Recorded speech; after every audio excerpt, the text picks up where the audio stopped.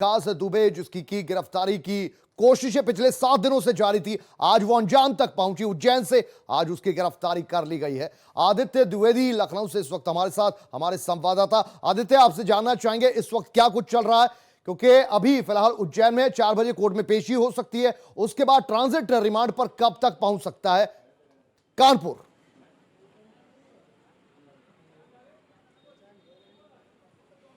देखिए, जब बात लखनऊ से एसटीएफ की टीम और उत्तर प्रदेश पुलिस की टीमें निकल चुकी हैं, जैसे ही सुबह जानकारी हुई थी, मुख्यमंत्री योगी आदित्यनाथ ने खुद मध्य प्रदेश के मुख्यमंत्री से बात की थी फ़ोन पर, और उसके बाद यहाँ से टीमें निकल गई थी। उसके बाद मुख्यमंत्री ने फिर बैठ करके एक हाई लेवल की मीटिंग की हुई थी, जिसमें एसीएस होम भी बैठे हुए थे, डीजीपी भी थे और सभी उच्च अधिकारी थे।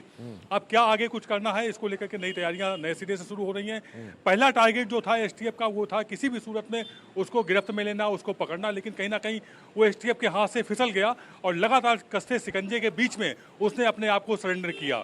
सरेंडर के लिए हम कह सकते हैं वो मजबूर भी हुआ। हालांकि मध्य प्रदेश पुलिस दिखा रही कि उसने उसको गिरफ्तार किया हुआ है, लेकिन कुल मिलाकर के वो सामने आ गया है। राहत की बात है, एक बड़ी खबर है। हालांकि जो अगर हम बात करें बिकरू की, कानपुर ग्रामीण की और कानपुर शहर के लोगों की, तो कहीं ना कहीं वो इंतजार कर रहे थे कि इसकी मुठभेड़ होगी और कुछ ना कोई एक जो लंबे समय से इंतजार था वो इंतजार पूरा होगा, लेकिन वो ऐसा नहीं हो पाया। फिर भी एक राहत की बात है कि कम से कम अब वो गिरफ्त में तो आया है, पुलिस अब पूछताछ करेगी, और जो उस दिन भी जो कुछ भी वो घटना हुई थी, बिकरू कांड हुआ था कानपुर का, उसमें क्या कुछ सच्चाई है, वो सारी चीजें सामने आएंगी। अगर ये मामला, अब लोगों का ये कहना है कि किसी तरह से फास्ट ट्रैक कोर्ट में जाए, जल्दी से जल्दी सुनवाई हो और सालों ना लगे, महीनों में जजमेंट हो और इसको सजा मिल जाए। जी जब्बार। अच्छा आदित्य, ये भी बताइए, बिकरू गांव का आपने जिक्र किया और यहीं का सारा ये मामला है। बिकरू गांव के लोग क्या अब भी डरे हुए हैं या बड़ी राहत की सांस ली है, या फिर उन्हें लगता है कि अगर उसका इनकाउंटर हो जाता तो राहत की सांस होती? अभी तो वो पहले भी जेल जाता रहा है और एक बार फिर जेल जाएगा।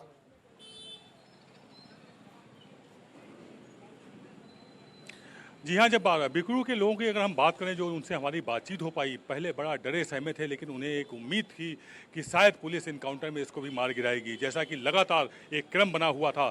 शुक्रवार की रात जब घटना हुई थी, उस रात मुठभेड़ में 2 अपराधी मारे गए थे, उसके बाद फिर 2 मारे गए और एक और मारा गया। इस तरह से 5 इनकाउंटर अब तक हो चुके हैं, 6ठा घायल पड़ा हुआ है।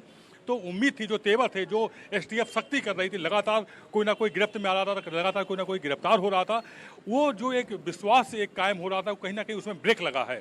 लोगों को उम्मीद थी कि उनको न्याय मिलेगा, लेकिन कहीं ना कहीं अब उनको न्याय मिलने में देरी होगी। अब लोग उस तरफ डाइवर्ट हो गए हैं, कोई किसी भी तरह से बोलने की हिम्मत नहीं जुटा पा रहा। पहले लोग इस उम्मीद में बोल रहे थे कि जिस हिसाब से सख्त तेवर थे, जो सख्ती एसटीएफ की चल रही थी, पुलिस की चल रही थी, कि निश्चित तौर पर ये विकास इनकाउंटर में मारा जाएगा, लेकिन अब वो गिरफ्तार हुआ है तो लोग फिर से सहमे हैं, डरे हुए हैं, बोलने की हिम्मत नहीं कर पा रहे हैं। उन्हें मालूम है कि इससे पहले संतोष शुक्ला हत्याकांड में भी लगभग यही सीन दोहराया गया था, वही सीन फिर से इस बार दोहराया जा रहा है। तो लोग अब नाउम्मीद हैं, और जो उनको उम्मीदें थी उसमें कहीं ना कहीं उनको। अच्छा आदित्य, ये भी बताइए कि जब से विकास की धरपकड़ की शुरुआत हुई, कोशिश हुई, तब से बहुत सी मुठभेड़ों में उसके दाहिने हाथ हो या उसके गुर्गे हो, उनको निपटा दिया गया। अब अभी क्या लगता है आपको, उसके गांव में, बिकरू गांव में अभी उसका नेटवर्क स्लीपर सेल के तौर पर बाकी बचा है, या पुलिस ने उस पूरे नेटवर्क को कम से कम गांव में डिफ्यूज कर दिया है? देखिए कुलदीप, अगर हम बिकरू और आसपास के उसके नेटवर्क की बात करें, तो उसका नेटवर्क बहुत बड़ा है। वो उसका संजाल अभी का नहीं है, 2-4 सालों का नहीं है। उसका नेटवर्क पिछले 20-25 सालों का है। उसने अपनी जराइम की दुनिया में जब कदम रखा था, तो वो साल था 2000, माफ़ी चाहूँगा, 92 का। यानी कि 92 में जब उसकी उम्र मात्र महज 18 साल की थी, तब से उसने जराइम की दुनिया में कदम रखा था, और उसके बाद उस पर राजनीतिक लोगों का संरक्षण होता चला गया, और फिर उसने वसूली शुरू की। तो जो उसका नेटवर्क है, आर्थिक रूप से वो संपन्न है। चौबेपुर इंडस्ट्रियल एरिया से लेकर काकादो कोचिंग मंडी तक में उसकी वसूली चलती है। इन सब वसूलियों के चलते वो आर्थिक रूप से इतना संपन्न हो चुका है। सफेद पोस्ट नेताओं का उसके ऊपर इस कदर हाथ रखे हुए हैं कि ये जो सफलतापूर्वक उसने आज सरेंडर किया, उसको गिरफ्तारी कह लें, जो भी हम बोलें, वो कहीं ना कहीं उसी चैन, उसी सर्किल का नतीजा था जो उसका स्ट्रांग था। विकास अपने आसपास एक सर्किल मेंटेन करके रखता है कुलदीप, जिसका उसको फायदा मिला कि यदि उसके पुलिस ने एसटीएफ ने जो गुर्गों को इनकाउंटर किया, यदि हम बात अनूप दुबे की करें तो वो हार्ड क्रिमिनल था, यदि हम बात प्रेम प्रकाश पांडे की करें जो उसका मामा था वो हार्ड क्रिमिनल था, एक और अमर दुबे मारा गया, ये भी उसका राइट हैंड था, उसके सारे कुछ भी कर देता था। तो ये 3 तो उपलब्धियां हम कह सकते हैं लेकिन हुई हैं विकास को कमजोर करने की दिशा में।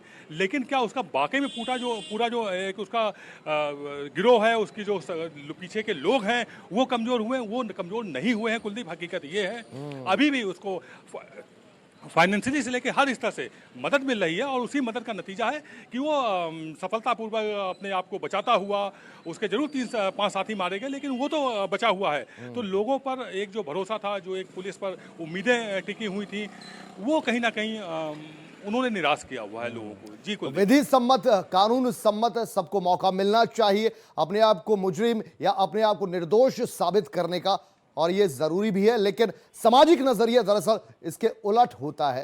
जो इतना बड़ा नासूर समाज में बना हुआ था, लोग चाहते हैं कि एनकाउंटर में उसे भी ढेर कर दिया जाता, और यही वजह है कि बिकरू गांव में अभी जिस तरीके से लोगों की राहत की सांस होनी चाहिए थी इसकी गिरफ्तारी के बाद, वैसी राहत की सांस फिलहाल वो भी महसूस नहीं कर रहे। बहुत शुक्रिया आदित्य द्विवेदी आपका इस पूरी जानकारी के लिए।